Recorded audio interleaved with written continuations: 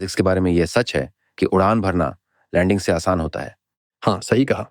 और आपने स्टारशिप का जिक्र किया, एक अद्भुत इंजीनियरिंग कारनामा। ये वे रियूजेबल रॉकेट हैं जो उड़ान भरते हैं और खुद उतरते भी हैं। वे नियंत्रण का उपयोग करके उतारते हैं और वे इसे पूरी तरह से करते हैं। और कभी कभी जब यह समकालिक होता है, इसे देखना सुंदर होता है। और फिर स्टारशिप के साथ चॉपस्टिक्स भी हैं जो उसे पकड़ते हैं। तो यहाँ बहुत से अद्भुत इंजीनियर हैं, लेकिन आपने स्टारशिप्स का जिक्र किया है जो किसी तरह से मददगार हो सकता है। तो आप स्टारशिप से क्या उम्मीद रखते हैं?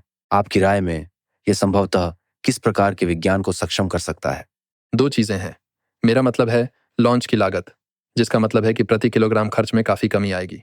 भले ही यह एलोन द्वारा मूल रूप से किए गए वादे से 10 गुना ज्यादा हो, लेकिन लॉन्च की लागत के लिए यह एक क्रांति होने जा रहा है। इसका मतलब है कि आप हर तरह की चीजें कर सकते हैं। आप बड़े टेलीस्कोप लॉन्च कर सकते हैं जो JWST की तरह हो सकते हैं, लेकिन आपको उन्हें मोड़ने की जरूरत नहीं होगी।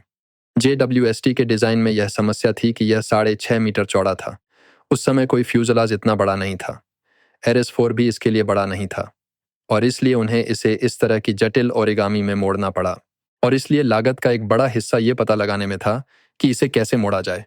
ये टेस्टिंग करना कि ये सही तरीके से खुले, बार बार की टेस्टिंग। इस अनफोल्डिंग मैकेनिज्म के दौरान करीब 130 या ऐसे ही कुछ फेल पॉइंट्स थे, और इसलिए इस प्रोसेस के दौरान हम सब ने अपनी सांसें रोक रखी थीं। लेकिन अगर आपके पास अंतरिक्ष में मनमाने ढंग से बड़ी चीज़ों को लॉन्च करने की क्षमता है, यानी JWST की तुलना में, और अंतरिक्ष में बहुत बड़े मिरर्स को भेजने की क्षमता है, तो आप जमीन के मिरर्स को रिपर्पस कर सकते हैं। हबल स्पेस टेलीस्कोप का मिरर और जेम्स वेब स्पेस टेलीस्कोप के मिरर को बेहद हल्का होने के लिए डिजाइन किया गया है, और इससे उनकी लागत काफी बढ़ गई। उन्होंने वजन कम करने के लिए पीछे की तरफ हनीकॉम्ब डिजाइन का इस्तेमाल किया। अगर आपको वजन की वाकई परवाह नहीं है, क्योंकि यह बहुत सस्ता है, तो आप सचमुच दुनिया भर में टेलीस्कोप के मौजूदा ground based mirror 4 metre 5 metre mirror को ले सकते हैं और उन्हें एक चेसिस से जोड़कर अपना खुद का स्पेस बेस्ड टेलीस्कोप बना सकते हैं।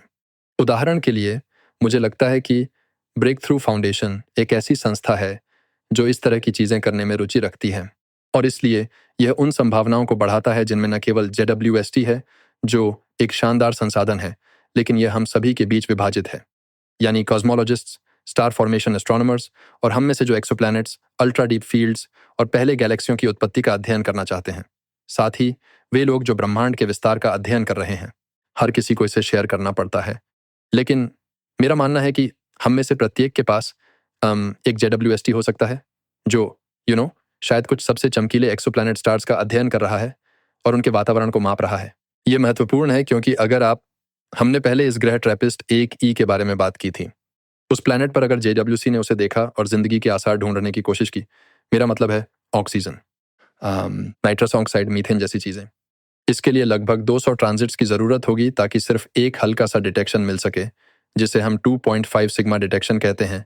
यह डिटेक्शन बहुत हल्का होगा, उनमें से जिसे असल में कोई भी इस पर भरोसा नहीं करेगा। और 100 ट्रांजिट्स, मेरा मतलब है यह हर 6 दिन में एक बार ट्रांजिट्स करता है। इसलिए आप एक दूरबीन के साथ एक ही तारे को 4 साल तक देखने की बात कर रहे हैं। कुछ ब्रेक होंगे, लेकिन शेड्यूल बनाना मुश्किल होगा, क्योंकि आपको अपने सिग्नल टू नॉइज को बढ़ाने के लिए हर ट्रांजिट को लगातार देखना होगा। तो JWST ऐसा कभी नहीं करेगा। प्रिंसिपली और टेक्निकली JWST के पास लगभग एक बायोसिग्नेचर का पता लगाने की कैपेबिलिटी हो सकती है। एक पृथ्वी जैसे प्लैनेट के इर्द गिर्द ऐसे तारे जो सूरज जैसे नहीं हैं, लेकिन फिर भी खुशकिस्मती से हमारे पास ऐसा करने के लिए तकनीक है, लेकिन हम बस प्रैक्टिकली उस एक रिसोर्स के लिए इसका सारा टाइम नहीं दे सकते हैं। और इस तरह से स्टारशिप इसी तरह के टेलीस्कोप्स के बड़े पैमाने पर प्रोडक्शन करने के रास्ते सच में खोलता है, जो हमें ब्रह्मांड में जिंदगी के आसार ढूंढने में मदद करेगा, जो सच में एस्ट्रोनॉमी के कई गोल में से एक है।